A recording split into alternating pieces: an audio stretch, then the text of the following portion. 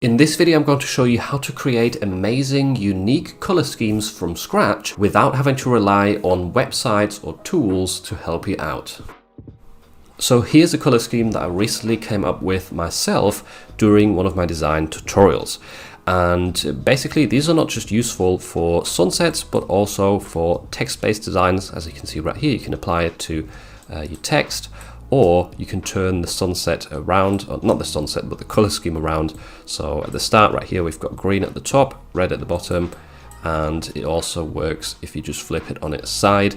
And both sorts of styles sell, like there's no right or wrong which side of the sunset which color is on. And if we scroll down right here, we've got the same sunset just in a plain white color. And I'm going to walk you through my thought process while creating these color schemes, because it's nice to have some unique ones that not everyone else is just copying from the bestseller. Basically, you want to start off at the top right here with the first part of the sunset and just use the color picker. Now, I would recommend starting off with either a greeny color or a blue.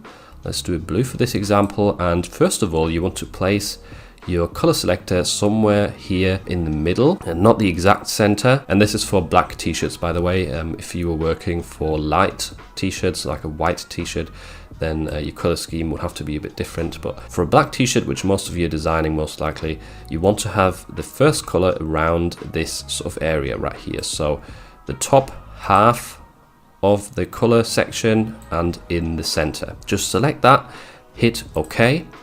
And now we can use the color picker, which you can select over here from the toolbar or by clicking I on your keyboard. Just click on this blue and then hold down Alt to paste it onto the next section of a sunset. Now I'm going to click into this section, use the color picker and move this circle right here up to the left a tiny bit. So you want to go up and left, essentially about this much, and then hit OK. And we'll repeat that process. Use the eyedropper tool, click on this one, paste it onto the next section, then edit the color, and once again drag it up and left a bit. Hit OK. And now we've come to the centerpiece. Now this is with 7 different colors.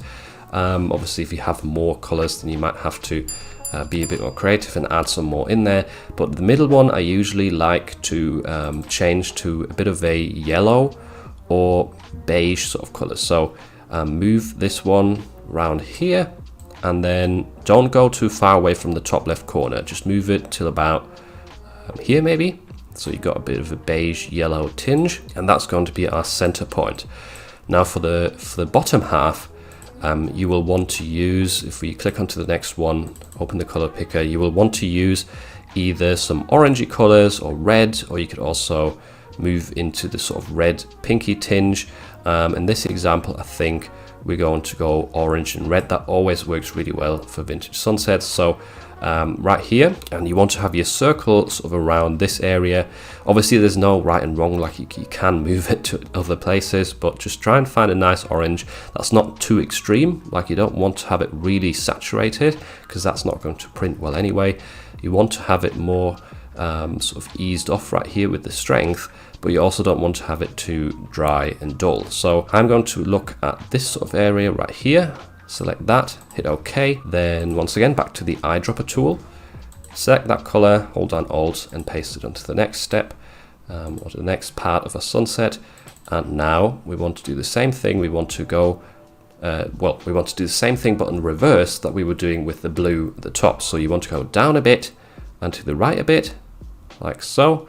You can also drag this slider down a little bit, so we move into the reds a tiny bit more.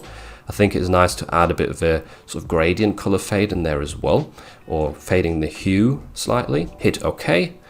And now once again, color dropper, pick that, select the next one, and once again, drag this down and to the right a bit. Let's change the hue once again to stay within the theme and hit OK. And as you can see right there, we've created another really nice color scheme right there. Maybe the blue colors right here are a little bit dull now compared to our red, but if you wanted to quickly adjust that, you can use the direct selection tool up here, which you can also access by hitting A on your keyboard.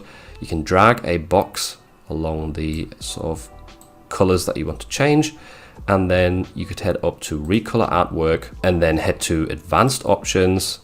And now you can turn up the saturation for these in one go by changing this slider right here. Hit OK, and there we go. Now the blue tones are a bit stronger than they were before. And this way you just kind of have to play around with different color ideas. You could use green at the top, you could use purple against pink. I'll just make a quick variation of that. That could be really useful for sort of more female centric niches. So let's start off with purple. I'm going to do this in a quick run now. Purple along the top. Right, drag that up a bit. Drag that up a bit. We move into blue a tiny bit here as well. We can leave that white the same, and then let's just select all of these bottom boxes, click recolor artwork, and maybe drag this slider around a little bit like so. While the color harmony is linked, you can drag these around to change the hue of all colors in one go. And as you can see right there, we've very quickly created a nice variation of this same color scheme, but it's more aimed at women. This one I would feel happy using for sort of men-centered niches, such as this one as well.